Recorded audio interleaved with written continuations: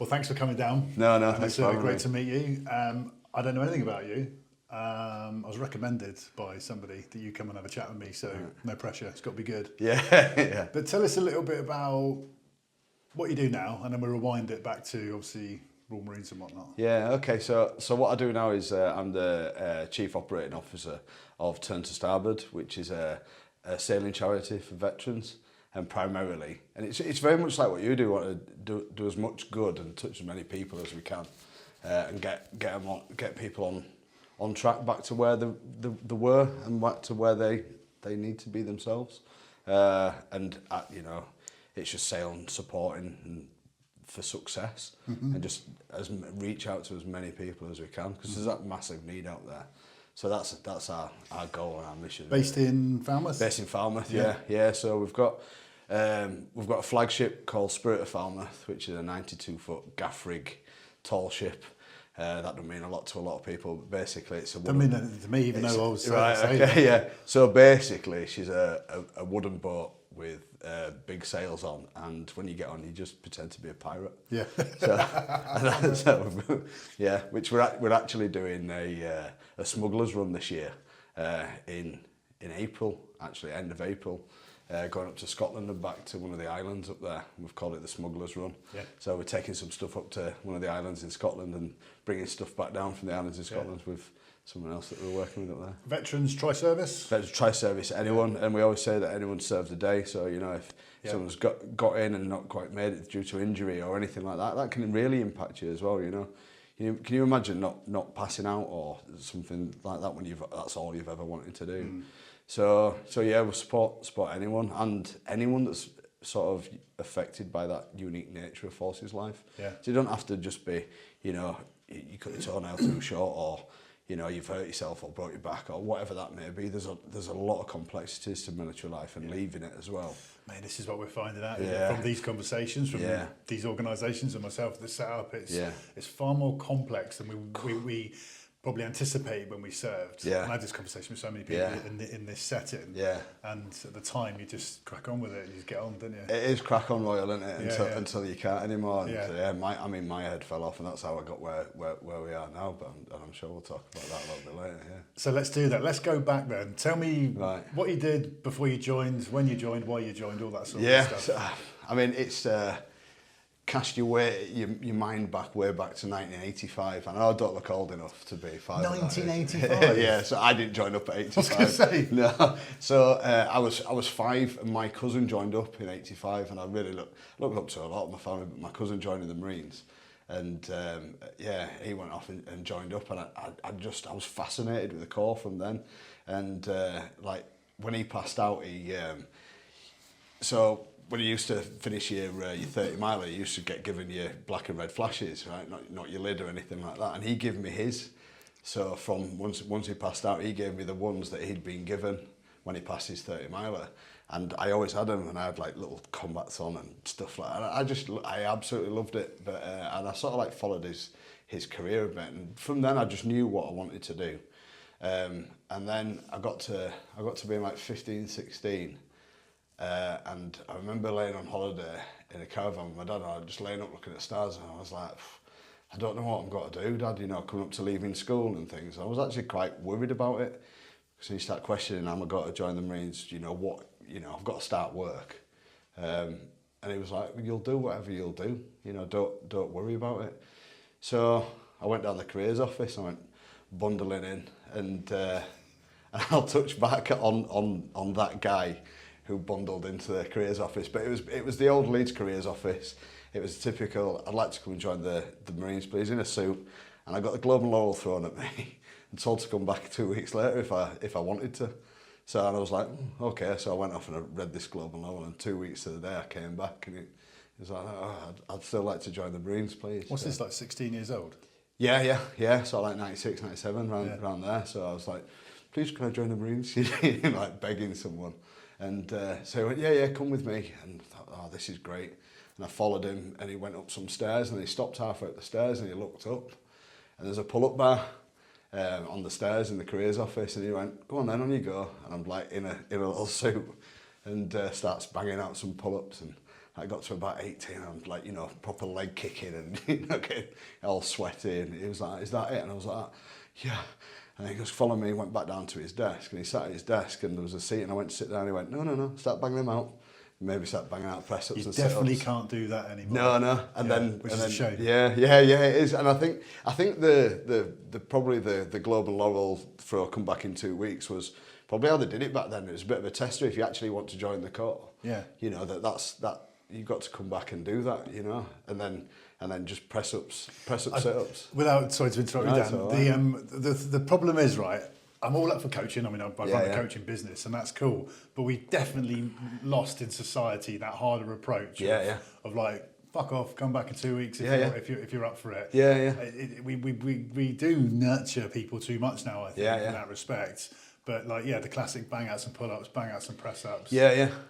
It'll be whatever frowned upon, or you can't do it because of X, Y, and Z now. Yeah, but like you're saying, those losses of that and that resilience of people, and it is, and like when I said I'd come back to that person, that 15, 16-year-old me, that 16-year-old that walked into that careers office, not with my dad, not with anyone else. He was probably the hardest person I know. You know, strongest, toughest, and I try and tap back into it because that guy went in completely to the unknown and joined the Marines by himself. You know, it's not like going to Iraq or going to Sierra Leone or Ireland or anywhere like that with other people that know what they're doing and everyone's got your back. That was the only time, the first time he did something alone and by yourself and just have to go there to the complete unknown.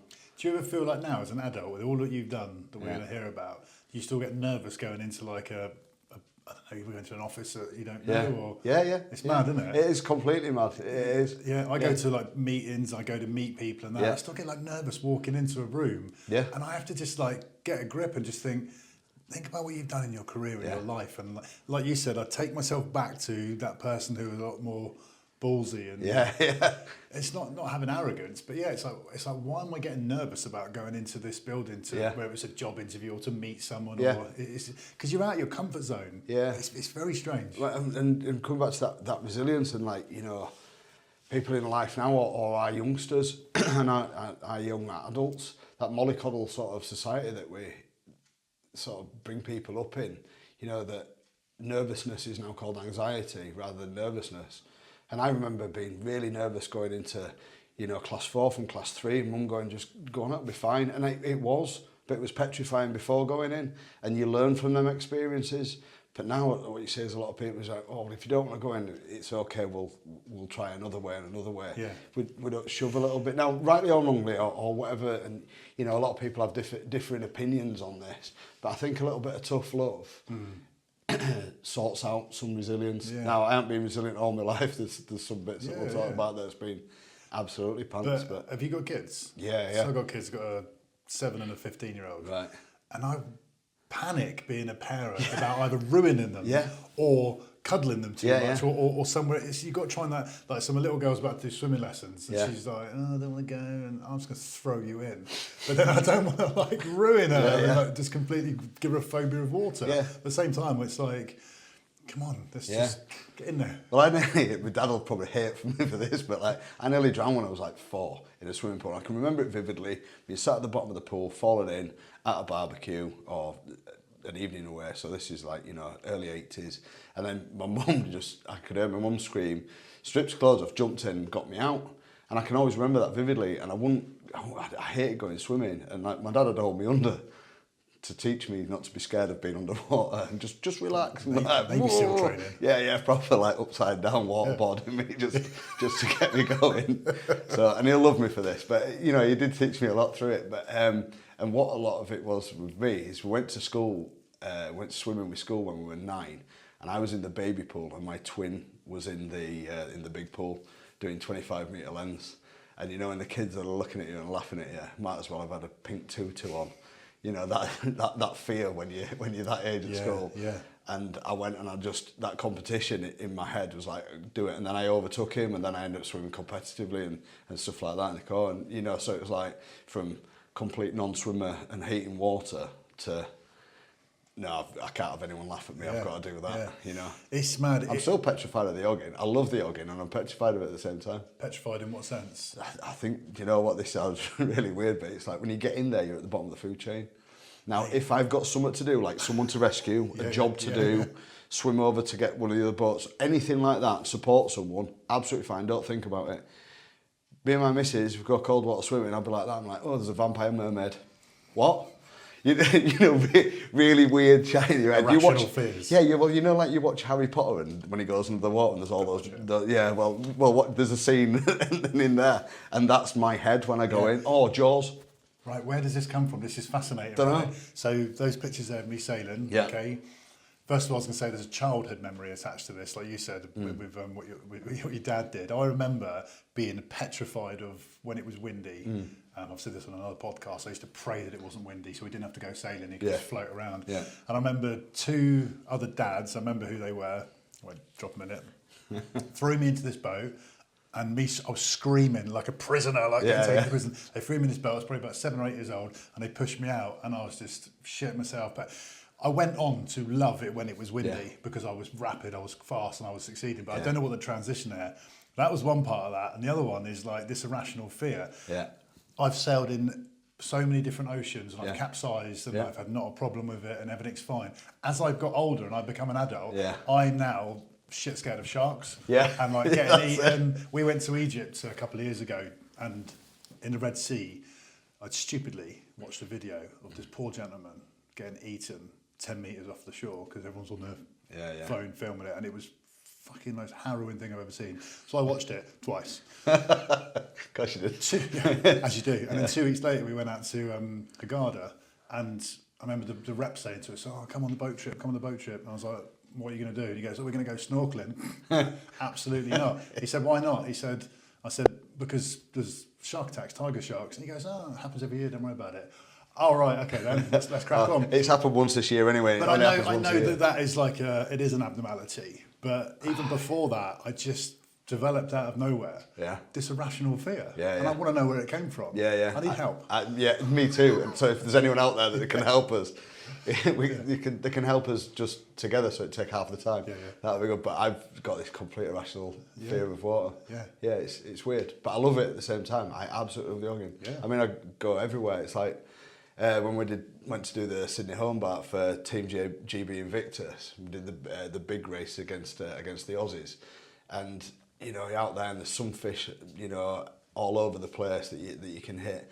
Absolutely love being out in the water. But what I did first was watch the documentary of when it went wrong. You know, like when Jim Spittle did his first one in '98, and when the Sydney Hobart, just people were getting wrecked everywhere, lives lost. And then when I went to do Fastnet, I've done a couple of Fastnets now, but when I did the Fastnet race first time, watched the documentary on the 1979 Fastnet disaster. So you're watching all the things that can go wrong. Go wrong before going, but that sort of don't scare me on the boat, if you know what I mean. I've been in a few hairy situations on the boats, and I think because it brought me back to what it was like as a bootneck, is that there's something to do, you know, and you can get through it, and there's a bit of adversity, and then and there's always there's that danger of it. I see sailing like, you know, long distance sailing like that, advance to contact. You know, you leave somewhere.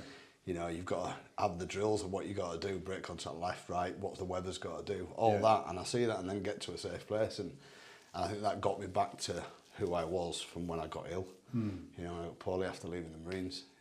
I had, I've still got it to a certain extent now, but when I was at my lowest, I was in Hasler Company for 2 years. When I was there, I just developed irrational fears. I would work myself up to the point where I thought I'm going to get struck by lightning, hit by a bus, murdered or something between leaving the house and getting to the rehab unit. You're the other one. The two of us, thank God. But I've still, and it's even, no, it's all good now, but I still have, we've just discussed it as a joke. And when you've got kids as well, like I said, I've got my kids, I'm even more concerned about me because I'm their father. And I put myself, this is fucked up, right? I would sit and put myself through, this is why like fucking, when I was in rehab and boozing, it was getting out of control, but regaining control of my life, I would sit there and put myself into a situation that nobody's even suggested, nobody's even thought of, I'll just start creating problems in my head and then I'd snap out of it and go, what the fuck are you doing? Yeah. And I'll be thinking, oh God, 'cause if I die, the kids, what are they going to feel like? And it's like, I'm just sat here, just like watching EastEnders, like, what are you doing? Yeah. I used to have the kids stacked up on the door before going to school, because out the door to the car, that bit in the middle was dangerous, but the car's been outside all night, so I need to go and check it all. And then, my little girl couldn't like just skip down garden path. It'd be like, move, let's go. Like, what an absolute... I am not that important that anyone's got to come and do anything. Feel right. Yeah. Kids doing fire manoeuvre down at the car. It's like, it's crazy, just absolutely. Where that psychosis goes. Yeah. Nobody told you that in the careers office, did they? No, no. And I mean, so when I got Indeed, it all happened really quickly. I was only meant to get downgraded, and I'd changed trades from anti-tanks to an armourer in order to stay in. And I went on my med board, and 10 minutes later, I didn't have an ID card, and it was really weird, and not handled in the best way. And it was like, I had a young family, nothing, so it was like, all right, just like crack on Royal, so it slowly creeped up on me, and it was like, it just led into that, and I ended up with an opiate dependency and all that sort of stuff, and just being crazy, and then that led to breakdown of everything, and then sat in a flat by myself, telling myself all the good stuff, and watching shark videos. and how crazy it's gonna go. Go back to that lad though that walked into the careers office in 96, 97. Yeah. Then what happened? So then I got to join up. So 97, join up, went into training. That was, it was great. I remember, because I got like brought up in a rugby club, and not in the best area in Leeds, and so it was fairly rough. And so when I joined up, I was like, well, there's everything here, everything that I wanted to do. There's 76 of us in that big induction block, and I remember someone near the door. I remember where my bed was, and near the door, crying, and I'm thinking, I'm barely 17, this guy's 22, 24, and like really, really homesick. I can remember the call coming in and speaking to him, and the next morning he was sort of gone. But he was one of the guys that had a lot of bravado at the beginning of the day and stuff. So after we'd had his head shaved off, that was always cool, isn't it? Walking and get your hair cut. So you were one of the lads, I've said this to so many people, I can't believe you joined up at 16 and passed out. I'd take my hat off to you. Yeah. There's this lad here, Ben Watley, he got killed 2008, I think. He was 16, passed out, and then a couple of years later, unfortunately, he was gone. But 16 years old, and I was just like, how are you doing this? It was on 50 quid a week. Everyone's getting paid normal, and we're on 50 quid a week. There's me and another junior. Yeah. Mad. But I was 24, and I'd come from being a prison officer. I was I had a career beforehand. So I've said it on other podcasts, I struggled, I hated it. Right. And I was just looking at these lads going, how are you doing this? And like, even talk about physicality as well, like small lads. I was like, how are you carrying this? Because I'm hanging out. I like this little kid like 11 stone went through, but I think, you track like a sprog from the off as well. So like the other lads are like, crack on, carry that. Right. And equally as well, because I've got a different part of life experience growing up where I grew up, but that actual adult life experience I didn't have very much. I knew Hawaiian and all that sort of stuff. My dad taught me all that, and mum and all them sort of bits. I came from a split family, so it was a bit all over.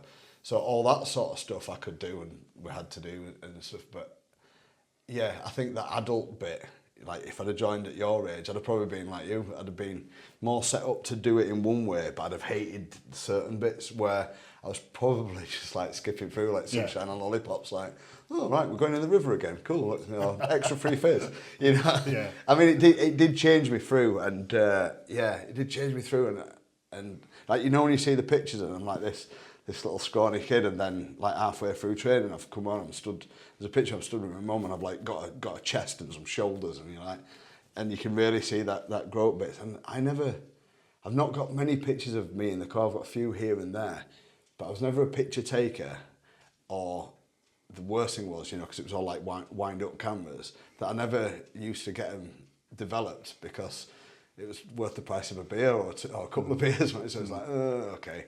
So I've not got loads and loads of pictures around, but the few bits that I have got, like the passing out pictures and stuff, yeah, you look back on them and you go, oh, that kid there. But yeah, I really enjoyed it. We had a great training team, a really good training team, and probably an old school training team. You know, but my training team was harsher than your training team. yeah, that's it. Yeah, but yeah, we probably didn't learn too much until we passed out. That was the days. I mean, the guys that are going through now. My young cousin went through about 5-6 years ago, and what they're learning and the type of soldier that's coming out it's phenomenal. But yeah, back then I could run, I could get thrash, I could do a lot of press ups, and then I think you learnt when you joined up and you got in the and you actually got to your unit. That's when you learnt. But yeah, no, we had a you know, there were when you look back, I look back in fondness, but you know, when you're doing press ups at 3 o'clock in the morning in the river or mud runs or getting your kit thrown all over. You do look back at that series to everyone that I speak to, especially bootnecks. You don't realise until you look back. I'm more proud of serving in the armed forces now, having created this business, than I was in the time. I fucking hated it at the time. It's dripped. Just moaned everything. But it's like looking back now, it's that achievement. And I spoke to other people before, speaking to Tip earlier about transferable skills and the things that they say, and you're just like, cheers, doesn't mean anything, does it? And then all of a sudden you're like, you become an adult and you're a civvy and you go, there's all these different things of leadership and all the stuff that we were taught and we practiced. But I think for, and I can only speak for bootnecks, even though, like, you know, I work with a lot of tri-service and I've worked with the Army and the Navy and the RAF in my careers, but from the Corps side of it, we don't give ourselves enough credit because we're always told we're pond life, which I think is a real good thing. It's a real good quality, because I always find that other bootnecks are striving to be better themselves, even in the job. You're always striving to be better because, all right, you know, someone might be like, you know, an ML ninja sniper SB, all that mangled into one, but that guy will probably be going, but am I the best I can be? You know, there's always that next bit. I think it comes from training, saying, you know, don't think that you're the best thing in the world. You know, some units out there, some, you know, regiments out there are told from day dot that they're the best, and they believe it, so they don't then try harder and then end up somewhere and come unstuck. And it's like, wait a minute, my mum said I was the best. And you're like, just because someone told you. In pursuit of excellence, that's it. And this is what I found as well in my darker days from leaving and where I am now. I'm now just looking for the next thing that I can do to improve myself, my business, the people I work with, self-development all the time. Hence why I work within health, wellness and performance now. And I've just got this passion, and I dig back into those years in the Corps, which was only 6.5 for me between 2005 and 2011, and just go, these are the things that I didn't really think about at the time, and I can use these massively and spin a few dits and just say, this is what has made me who I am today. And that's it. You're not the best. You can always search for that next level. There's always something. And I find sometimes, like, within the Corps and my, you know, your career in the Corps, there's always those little nuggets of people that just, you know, like a little pinball when you're just coming off, just give you that little nudge, or if you know, it's not huggy, touchy, feely. You know, it might give you a little bit of a push, but everyone sort of looks out for everyone in the Corps. I truly believe that. I know there's toxic parts to every organisation. Yeah, you can call absolutely fist pumpers. Yeah, you do. there is some out there, and any organisation there is. But generally, there are some cool people. I got pinged as a driver straight out the box, and I was absolutely threaders. You know, it's probably one of the worst things that the Marines started doing was pinging. Instead of putting everyone GD, starting to ping people for SQs, and it's not like the combat drivers now. You know, they've got, you know, the more mobility now, aren't they? And they've got all sorts of stuff. It was like getting that wagon. Not running 4 tonners up to Oakers. Yeah, that's quite literally that. So, and I was completely threaded. I got RTU'd off my first driver's course because I turned up smashed on purpose. I had to go back to my unit and got a bit of a stripping down. And sent back on one. Punishment. As a punishment, go back on one. Yeah, I'd have taken anything. But anyway, went back. It was like, you know, suck it up. And luckily, someone on the course that I was with had been to 4-2 as a grav, And I'd been, when we finished, I'd been drafted to logs. And I was like, I've not even been to a unit yet. I've been to pool to do like security troop and things like that, but that was where I'd sort of come from. So it wasn't a grav unit or anything like that, and they were all doing the special stuff, and you just sit there like that. I went straight to pool. Also, okay, yeah. Same, yeah. It's all fun. So yeah, did that, and then so he swap drafted me, so I got to go to a unit. So I was like, I'll take your 4-2 draft, and you can go to logs, because that's where he really wanted to go. So I was like, cool. And I got there, and I was pretty threaders with it, and I was just like, I didn't take anything seriously, because this wasn't me as a bootneck, and it'd be like, go out Friday, get smacked, go Monday, Tuesday, Wednesday, just as many nights. Troop fizz. That's if anyone wanted to do it, because it was the old days really of drivers were drivers, and and fizz was as and when really. So I'd do my own fizz, or then go out on a night, and then luckily we got an MTO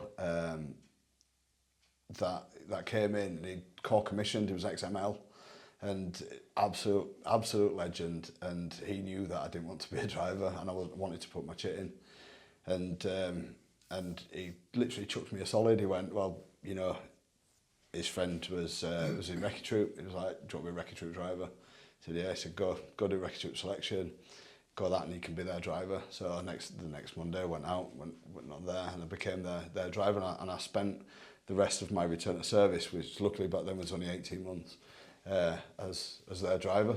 So it was cool. The guys were going off doing all their recce stuff. I was rebroing with the bosses and the SIGs, and actually just not being one of them 4-tonner drivers, and getting to see the other side of it. And we was in Ireland, and he came to me on the anyway, he came to me and he said, look, your return of service is up, what do you want to do? I want to go GD, and he said, the world's changed, you can't go GD. So I said, oh, right, what's closest to a GD? I was like, machine gun troop, because I'd seen those guys, they were in the grav companies and just carrying machine guns. He went, that's all stopped now. It's like, oh, give me a break. And he went, well, anti-tanks has taken over at, 0.5 GPMG and Milan, so they've amalgamated. So I went, I'll go do anti-tanks then. And at the time, so I went to sport company, and then quickly it changed over to the FSG. So I was back in a grav company. But if it wasn't for him, I'd have left. I was so threaders with it that, this thing that I'd been dreaming of for the last, lots of years had turned out to be a little bit of, with the bureaucracy and stuff. And all that. Yeah, it was proper letdown. I was good. My brother's ex-2 para, and my twin was 7 or 8 years. Right. It's horrible, isn't it? I used to say to him, because I went SIGs pretty much straight away, and I was saying to him, oh yeah, because I'm going to get pinged for this and pinged for that, and he was like, what? Because they work completely different. He was machine gun troop, that was it. Done. Just stacks of smoke straight down the middle. Yeah. That was him. Yeah, he went medic in the end, but that's the one thing I think, certainly when I passed out in 2006, there's always this flap of like, you're just always like, oh no. But next chef's course. Yeah, you have to, easier said now because we're a bit more bolder and wiser, but you have to make your path in life. Yeah. But back then it was just a bit like, and that's what I did. I just went, right, I'm going to go SIGs because I didn't want to end up being... clerk or chef. So I think you do have to take your chance, pick your branch. Choose your branch, take your chance. Yeah, you really have to. But the difference between the army, I think, is they kind of like, and he was 2 para Colchester for 13 years. Yeah, that's it. Done. That's him. Yeah, not 2 years. But I mean, that's the way it runs, isn't it? But the differences I think between the corps, and this is what I explain to people, is we can just do everything. It's the old self-sufficient.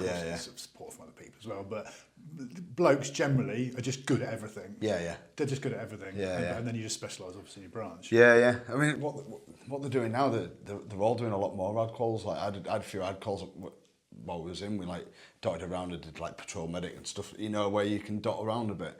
But now a lot of them everyone gets sent to Leconfield and gets driver trained. So like pretty much everyone has got from HGV right down, and then they can be used as an asset wherever, rather than, oh, you lot are all drivers and you're all this. It's like we can pick, and then yeah, they're all over and all sorts of stuff, and they're all doing massive medic courses or just different stuff, and have it been like, you know, multi-skilled rather than just, you know, one branch. I mean, I was probably lucky. I got to dive in a couple of branches. Yeah, and I got saved by another guy who's OC HQ. So when I got injured, so I got back from, right, so when was it? So 2003, and then, so I injured myself in 2003. I got backtracked to just on the L4, nothing sexy, so it's not sexy. Come off the helo, jumped off, Tanky Bergen, felt a bit of a crack and a crunch. Like, oof, that's a bit sore. Cracked on with everything. Everything's a bit sore. Got back, looking for promotion, so don't go to sick bay, anything like that. Cracked on. And about a year later, I was out. I just went out to do a bit of phys myself and a bit of a run. And I just stopped being able to run. I could only walk. And I was like, this is really, really weird. So I turned back to walk back to Bickers, and it was literally a crawl walk. Anyway, I went to sick bay the next morning, doped myself up on loads of brufen like you do, because brufen toothing. So I doped myself up on a load of brufen and paracetamol, and went to sick bay the next morning. And they sent me down for a scan quite quickly to Derriford, put me on a scanner, and they'd found out I'd earlier and previously smashed a few vertebrae, all my discs, and I'd cracked the neck of my femur. And they was like, you probably did this about 3 years ago, and it's all now grown all wrong. I was like, yeah, I just don't remember when. And the Matlow doc, or the surgeon at the time, was like, you know, this sort of attitude for you bootnecks is not doing you all any good. He goes, I see you all the time. Why do you not go to sick bay? Yeah. And I think it's that, well, sick bay time is phys time. If you're not on phys, well, your life's not worth living, is it? That's, again, spoken about this with many, many people. I don't know if that's detrimental to us now as we get older, because go back to the beginning of the conversation about, it's like a stigma. Remember, like in training, you do like sick bay ranger, you just get called a ranger the whole time. Unless you're literally fucking legs falling off, don't go anywhere near it. Crack on. And it's like, looking back now, I understand it's like having that mentality to go, come on, let's get on with it. But like, injuries are injuries, right? And it's like, it's difficult. I suffer from massive health anxiety, right? This is another phobia of mine that's still in there that I've got to deal with. I think because things went wrong now, and now I don't want them to go wrong, I worry. So I'm either having a heart attack or a stroke or something like that, really significantly all the time, because that's just me. But my missus has got, she says she's got a lead time of like a year, 18 months of whinging till I go see a doctor. So, because it took her for the first year and a half that we were together, and I was moaning about something quite significant, and it took 18 months to go to the doctor, and it's still in there. It's like, I don't want to bother him. And then you go, oh, see, it was nothing. Oh no, it's actually something. You're like, oh God. And then I worry, because all I want to do is live now, rather than back when I was poorly, all I wanted to do was disappear. You know, them dark days, and now I'm more worried about not having millions of years left. So that complete changeover, but it still comes with its little side effects, and those bits there. Let's fast forward to why are you there? What was the trigger point, if I can ask? So working it out and sitting there and thinking about it, and then talking to lots of people in the the mental health professions, is that got to a point where everything was going really well in my career, and like I was a tanky and I was really enjoying it, and then all of a sudden it stopped, and from then on, it all went downhill, and then I lost being a Marine, which was everything that I ever wanted to be. So I was green as they could get, I was roily as you want, and I was got to be a lifer, and then it was taken away.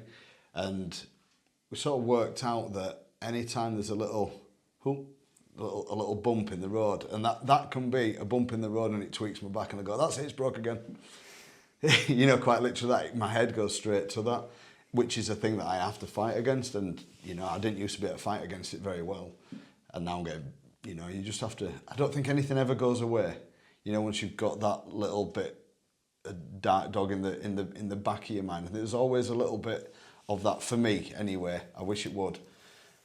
So you got to control it, and it's about doing like what you say when you do. It's about controlling certain bits and your own well-being and keeping things in order not to let that chaos creep back in, because it is chaotic and it's a complete whirlwind. It is in my mind anyway, and you just have to get off the roundabout all the time.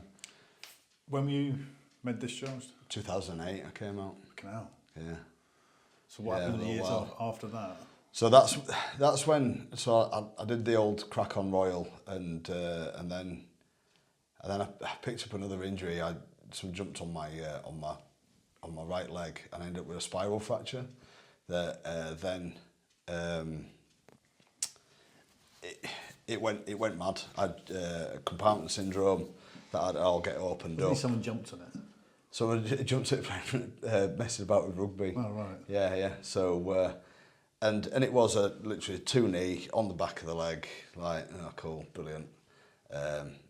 This is already good. We're only having a mess about, and I've already got a knackered back, and, you know, I say playing rugby, we're barely playing, but yeah, went on there, foot's all over the place. Goes to the hospital, it's all right, we'll slab it up. Middle of that night, just got so much pain. They're rushing me down, and went down for an emergency amputation. So this is nothing sexy neither, you know what I mean? It's not, you know, like some of the guys and girls that we see that have done some hero stuff and lost their limbs. And so emergency amputation, drawn on the leg, you know, this leg. I'm screaming, saying right on this leg, not this one, because I heard the stories off everyone and the lads and things. And went down for that. And then I woke up, and I was laid in recovery, and I'm like, okay, I can feel my leg. Got to tell yourself it's not there, because you know the lads that have got phantom leg stuff, and I'm going, just look at it, tell yourself it's not there. And I sat up, and I'm going, and I'm like looking at this nest, and I'm looking at my legs, going, oh no, it is still there. I'm thinking it's gone, but I'm pretending that it's there.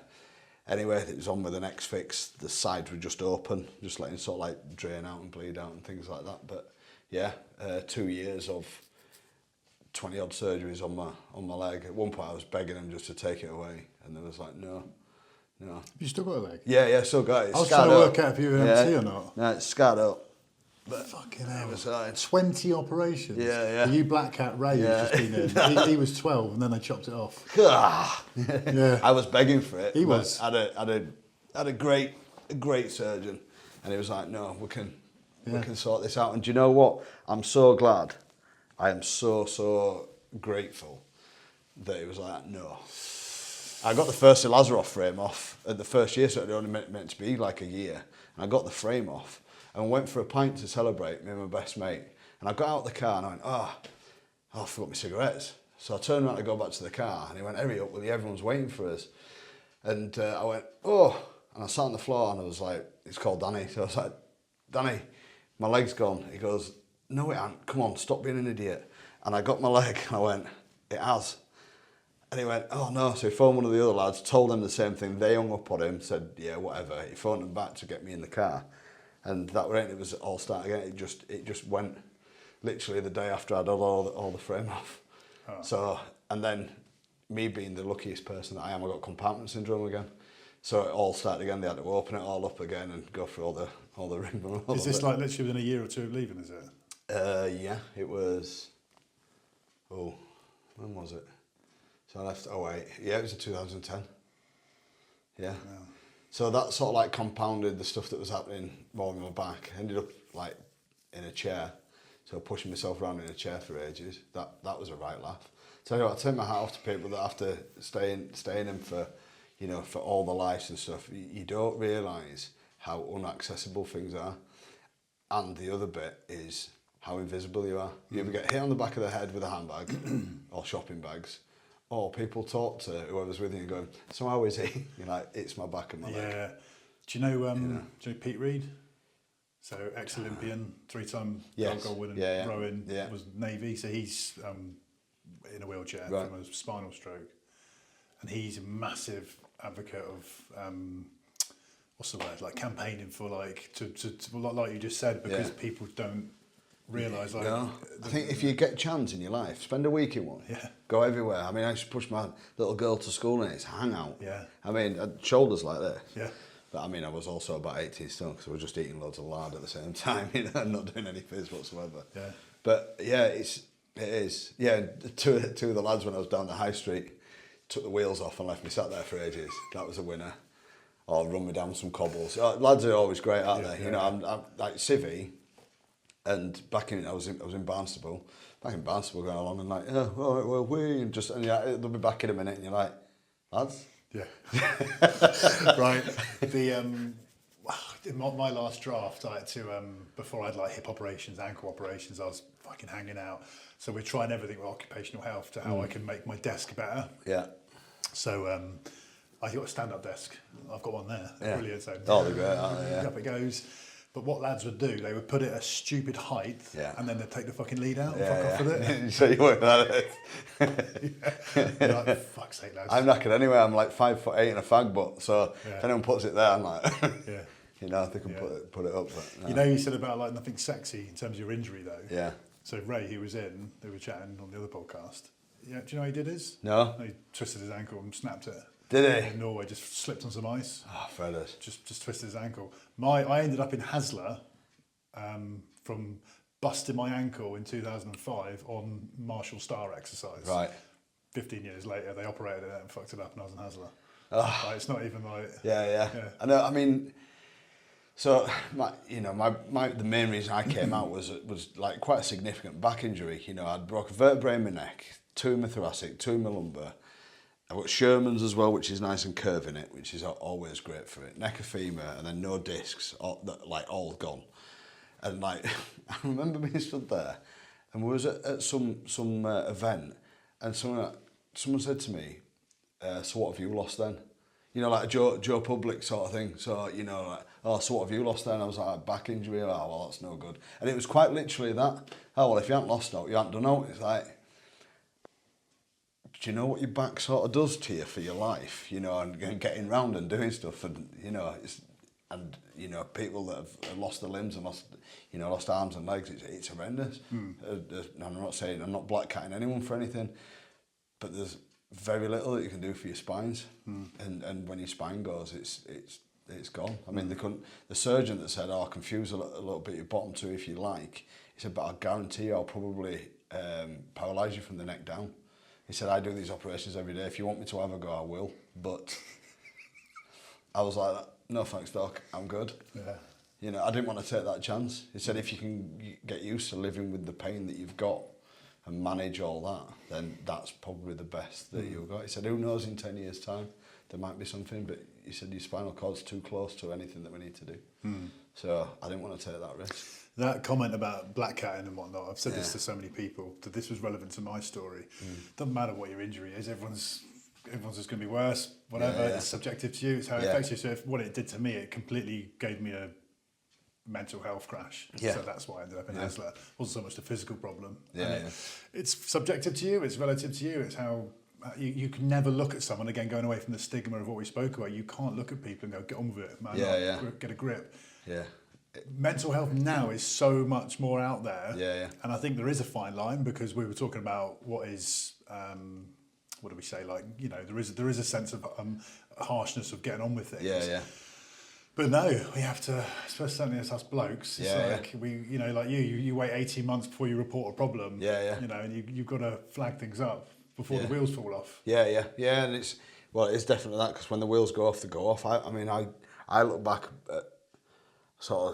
at when my wheels fell off, and you know, I've been really fortunate of where I am now, and I'll tell you that in a bit. But that person that I was in that interim, that 7 years of being a bootneck to starting with Turn to Starboard, it's like a dream. It's like it didn't happen. It's like, how could that person and this person ever be that person? You know, drinking and drugging yourself to absolute chaos, not caring quite literally about anything in life, whether you survive or you don't, and you know, and hoping that the next time you wake up, you're actually not waking up, or you know, next time you go to sleep, you don't wake up. And all those dark places, and what you're convincing yourself, like you said, you can convince yourself into, and because I was laid up in bed for a long time as well, and just not going anywhere, and so many meds, and then putting more opiates on top of them, and that psychosis that I just went into that wilderness, and complete chaos was just destructive, and I believed it. I genuinely, well, you know, like between your subconscious and your conscious, don't know the difference between truth and lie. So you tell yourself so much. That's actually that world that you live in. It was. But you look back at that person now, with disbelief. Yeah, completely. If I read it in one of the books that's been written, I'm like, who's this dude? I genuinely don't know that guy. I know he's there, and I can feel some like guilt and shame around it and behaviours, but it's like, it's mind blowing how chalk and cheese them two people were. We come onto this podcast not knowing each other, right? Yeah. You have no idea how the similarities between us. Yeah. Between medical discharge for me, which was 2019, but it was actually 2017 when I got pulled out of service because I was in Hasler, to creating a health and wellness business which is thriving and helping people. This was built by mistake. Yeah. Because I started coaching people online. Yeah. And I didn't know what my niche was, and I just started talking about my story. Yeah. And more people started relating to it. Yeah, Not because they had the same injuries, but it was just that, like I said, that subjective nature of like understanding and hearing blokes talk about it. And that's how Warrior Wellness Movement was born. It was like, okay, well that's the thing. But if we go back, 7 years, I look at that person and go, fucking hell. Yeah. So, what knob? Yeah. Complete knob. I look at all these achievements, Yeah. and I'm just like, I went from that to, so in an absolute shit state. From medical discharge, went into another job, lost that. We had COVID when I was unemployed, no furlough scheme. I had to pay the rent, feed my kids, got divorced, child custody battle, lost my job again. Yeah. Dad died. I was like, this is fucking hoofing this. Yeah, you want some more? Yeah. But I look back at it with an amount of pride. I was speaking to Portia about this, like looking what I've built and who I help and how, and I was like, damn. That's how it's far cool, I've gone to come back out. So that's my message to everyone. Like everything and anything's possible. Yeah, absolutely. Obviously, it's not as straightforward as that, but it starts with your health mentally and physically, and, and all the stuff that I promote. And getting that right nudge, you know, because I love the word impetus. You know, you have to have that impetus, which is like, you know, that little bit. Someone gives you it, and then you can carry it on. Yeah. So I always say we can't do anything alone. We need people. We're humans. We've got tribes. That's what we need, is a tribe around us. You know. But this is where this conversation and the stuff that I do, so my mission statement is to positively impact and transform as many lives as possible. That doesn't mean the whole world are going to be my clients, but if I can positively impact people from talking on this podcast or giving a speech or writing something on social media that drives a positive message, and that's that little flick that someone might need, and I'm like, just gives that little nudge and someone get off. I mean, I came out of my flat and went to my mate's birthday. I drove to Exeter, and he's an ex-bootneck, and I drove there, and as we got there, and I never used to like to go out or anything like that, proper little hermit. I got there and I was like proper sweating, and he goes, right, you know, his few of his mates were there, and it was only like a close-knit sort of gathering. He went, we'll go down to the pub for one, and he saw my face just like, oh, I've got here, how can I go anywhere that I don't know? I was like I say, a proper recluse. And he went, no, change the plan, we're having the party here. And he went out and got loads of beer and just changed it like that, which was really nice. One that he'd just do that for me. But it was his wife, and she worked for the C Group at the time, which is it's not the RNRMC, so the C Group is now the Royal Marines charity, not Royal Marines, Royal Navy. A girl called Caroline Casey, and we had a few drinks and stuff like that, and we were sat there and she went, "That's what you got to do with your life then, Dan." I was like, what? You know, just like out of it, just out a bit of a nut, and she went, well, this isn't any good, is it? You know, backwards and forwards and staying in your flat and not doing anything.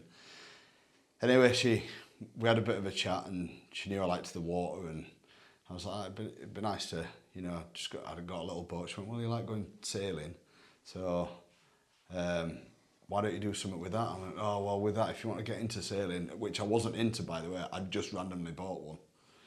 Nearly killed myself on that, but I'll talk about that another day. And I went, right, well, you've got to send me an email on Monday morning and we're going to start doing something. And I didn't know about, you know, if you sent an email on Sunday that they can still pick it up on Monday. So I sat there all Sunday night, I'd written this email and I was sat like that, waiting to push send, 8 o'clock Monday morning. And yeah, I know, that's how mad I sound like that. Yeah, so this was, when was it, 2015? Yeah, sort of like the March, April time. And yeah, so sent her an email. Then she sent me another email back saying, wait for a letter. Now, in my house, there was stacks of letters, unopened. I could have won the lottery, I could have won anything. I daren't open a letter. It's the bogeyman that's in them letters, you know, and I couldn't. So, unopened letters, so I'm waiting for this letter. Finally got this letter through, filled bits in, started answering the phone, and I went, oh, there's this place that's just started, this charity, in Falmouth called Turn to Starboard. I was like, okay. I went, I've phoned Tamsin and Sean in the office, they're expecting a phone call from you. So hang up from here and call. So they're expecting it. And I'm like, no, but you've done the phone call. They're like, you need to speak to them. And I'm like, oh my gosh. So anyway, phoned them, spoke to them, arranged to go down in a few days.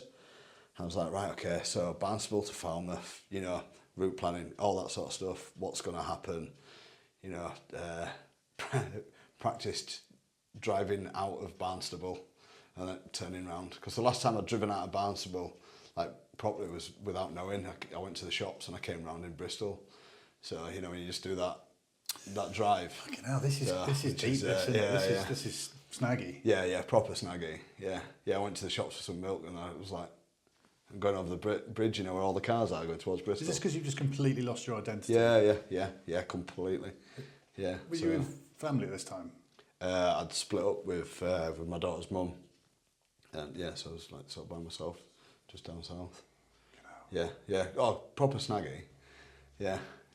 Deep, dark stuff. Yeah. So I like got out and then I drove down to Falmouth and I sat outside the office. I remember reversing in and I sat outside the office and I was like, and I nearly left a couple of times. So I got my car keys and I threw them down the car park and I had to get out of the car to go get my keys. I'm like waddling in and get up the stairs and I'm like, oh, someone's got to see me this cripple that I look like because I'm walking bow-legged and all over. And I walked in and it was like walking in to your family's house that you'd never been to, and you're just like, oh, all of a sudden I just went, as soon as I walked through the door, Tanya went, hiya, you Dan? I was like, yeah, and then it was like, hiya, and it was like, shit, I'm home, like instantly. And then so I was going down just to visit and stay overnight on Spirit on the tall ship. So I did that, stayed overnight, and 10 years later I'm still there. Yeah, got rid of the flat. A couple of mates helped me move kit out of the flat, and so I stayed down, went back, visited the flat, helped me get all the stuff out. I didn't really want to go in, there's all, you know, shit memorabilia, you know, and paraphernalia all over. So skipped loads of stuff, got me a bag of kit that I wanted to keep, went back down to Falmouth for a bag of kit. Amazing. And that's it, yeah. And then, 10 years later, here I am. Here you are. Yeah, so I went to learn to sail. Never really learnt to sail, never been to sail. Thought it was no use to anyone. I remember walking down, Tamsin asked me, after I'd been there a couple of weeks, she went, can you go help someone out on their day skippers and crew for them? And I walked down the pontoon and she was like, maybe get some of your stuff signed off. Well, in that, it was like, how could anyone sign up for me? And I'm walking down the pontoon, walking back, coming back, I'm like, no, I can't go down, what if I'm not good enough? And that's me all over, what if I'm not good enough? And that's I think that's where all my mental stuff was, that I'm not good enough to be in the Corps anymore. So that's it, and grief and how that went. But yeah, went onto the boat, finally threw myself onto the boat, and yeah, had a bit of a week out in the water, and there was only me and another guy, Chris. And then he was getting his debrief at the end, and he came back on and he went, oh, I've passed my day skippers, thanks for the hand and stuff. And then the guy that was the instructor said, Dan, can I have a word? Can I have a little pontoon walk? And he went, right, well, you know, you came on to do a bit of your day skippers, and I was like, well, if you don't mind just signing 1 or 2 things off, you know, like, probably, yes, Mr. Patterson. So, like that. If you don't mind sending, you know, like proper panicking in here, you know, if you don't mind signing me. And he went, do you know what, you did really, really well this week, I'm not holding you back, you passed as your day skipper. So, because every time Chris was doing stuff when it was a changeover, he'd just go, oh, do you want to have a go? And you know, without being big-headed about it, I was quite a natural sailor. I just got it.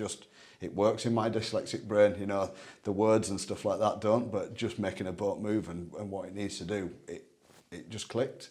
So I was just like, oh, yeah, no worries. And like, you know, when Chris was having a bit of a hard time with some nav stuff, I'd be like, oh, well, it's, you know, here and we're just helping each other and doing bits. And he saw that and he went, and from that day on, I was like, I'm worth something. And I was absolutely cock-a-hoop. You know, as proud as when I passed out. You know, when you're like, oh, this is my new jet, this is where I fit, this is my new tribe. You know, this is who I am, this is how I can help other people. And the minute it stopped becoming about me, you know, when you're in the mix, it's very selfish, isn't it? It's all about me, poor me. You know, no one loves me, might as well drink this again. You know that sort of bit. It's like, right, how can I use this to help other people? And then just went on, did my yacht masters, went through that with another bootneck called Steve Spear. So we sort of like bashed off it. He helped me so much through it. You know, he'd done a bit like more sailing than I had, and then went on round Britain trips, and then I became an instructor, and it just spiraled from there. But it was more of that. Oh, useful. Finding your identity again. Yeah. Your purpose. Yeah. That's amazing. Yeah. So I found that. I thought, yeah, I definitely found me again. Yeah. And where I sit, all right, I can't be a bootneck anymore, but you can do some real good with this stuff. And then from then on, I've just been sailing and helping people. Mate, I love that. Yeah. That's superb. What's the let's finish off by talking more about Turn to Starboard and tell us, anyone watching, veterans and whatnot, tell us more. Yeah, so well, like I said, it is a family. You know, there's no two ways about it. None of us work there. You know, we are the family that, you know, get paid for doing what we're doing. But there's we've got a group of skippers. There's 7 skippers, and then we've got our shoreside team, which, you know, like, you know, bid writing, CEO, finance, that sort of bit there. But we've got an office in Falmouth that when you walk in, it is, like I said, it's like coming home. It's a different office than when I first walked in, but it is just a tight-knit unit. So all the veterans that are with us feel like they're at home, and they describe it like that still too. So it's a place where just to walk in. Now the hardest thing is putting your foot in the door. Yeah. You know, or getting in touch. But honestly, because I know it works, and I know I'm there, and I know it's like, how do you convince someone to come out of that comfort zone of being at home and step out into that unknown, is that we've got you. And that's a big thing of Turn to Starboard. I'll tell you about the sailing bit in a minute, but what we are is, we are that safety net. We've got you.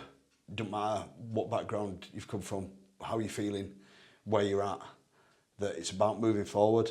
You know, we say sail, support, succeed, you know, which is pretty much, it's that we're here for as long as you need. Now, whether you want to, you know, go and be a superstar racer somewhere, or you're a master instructor somewhere, then we can help with that. If you want to just come and chill out and see what it's like, and that's normally the best way, and just come and see what it's like. But everyone that comes down and gets on the boat and goes, wow, this is pretty cool. And you find your tribe again, people that are like-minded, either at the back end of the treatment, or, you know, feeling well again, or people that are just starting to, you know. So very much, obviously, mental health for veterans. Yeah. If you've got veterans that watch this and having any sort of issues of like whole loss of identity, anxiety, confidence issues, just feeling shit. Yeah. And just need to come and do something. Come down, have a wet, and then we'll go on the boat. Yeah. The thing is with the boat, so I mean, we get people. Some people are like really in a mix. Some people have just left a few years ago and like, or just leaving and like, I don't know where I fit, and just want to fit again. Some people, you know, like Craig's a triple amputee. We've got other, you know, amputees that are on the boats, and we don't adapt the boats. We adapt the sailors, so it's non-adaptive sailing, which is pretty cool. And everyone gets round each other and helps. You know, so if, you know, someone needs help onto the boat with something, that's a bit more mobile does that bit. And it's just that team again. Now, we do vocational training. So, you know, we do all the courses right up to Yachtmaster Offshore. So if you want to do that, absolutely. If you just want to come and well-being sail, that's absolutely fine too. We don't do therapy there. We don't you know, we're all trained in mental health first aid and things like that, but I'm no therapist. I've just got my own journey and my own story. And as is everyone else, but the boats do it. The minute, and I know you know from like getting dragged onto your boat, but then the wind's in the sail and things. The minute that you, for me, the minute you leave the pontoon, unless you put your phone on, no one can phone you. No one can send you a letter. You know, the scary letters that I used to never open. And that was it for me. It was a bit of escapism. Yeah. It's a little bit dangerous, because we need that little bit in our life, don't we? A little bit of the unknown. But it's so safe at the same time, and you're with a team, and you're doing all that again. And then when you get out, and then you put the sails up, and the engine's off, and that wind just fills the sail, it just goes pump, and then just goes thump, that little fluff of the sail, and then all of a sudden, I mean, it's the most expensive way. You know, it's the most expensive way to go somewhere for free, isn't it? Yeah. Sailing. Yeah. But when you're like, oh, look, we're just doing this for free now, and you are free, and then you're having to just think about the next couple of moves and the next couple of sails or the bit of the journey. And, you know, Falmouth Bay is lovely just to be in. So when you're trying it out for the first time, it's only day sails. But you might as well be a million miles away. Me and my girlfriend, we go, like on a weekend, if we don't go, you know, just for a little trip, from Falmouth to Helford, and then Helford turn away and then back in on Sunday. And you might as well have been around the islands in Greece. Yeah. You know, really, it doesn't matter. Yeah. And then you start doing the longer legs to Foy. So it's about, getting back to that community for each other. Yeah. And definitely feeling part of something again. And that feeling, by the way, that's 23 years ago. Yeah, yeah. Or one of them is probably. Yeah. And I've never touched a boat since. Yeah. You sold it to me. Yeah, you come in. I just feel that when you went that, in the wind, I'm just like, I've just gone back like over 2 decades. Yeah. Like, this is high performance racing. Yeah, yeah. And it's like, that's fucking cool. Yeah, out on the water. Yeah, yeah. Yeah. It's awesome, isn't it? So look, Dan, amazing.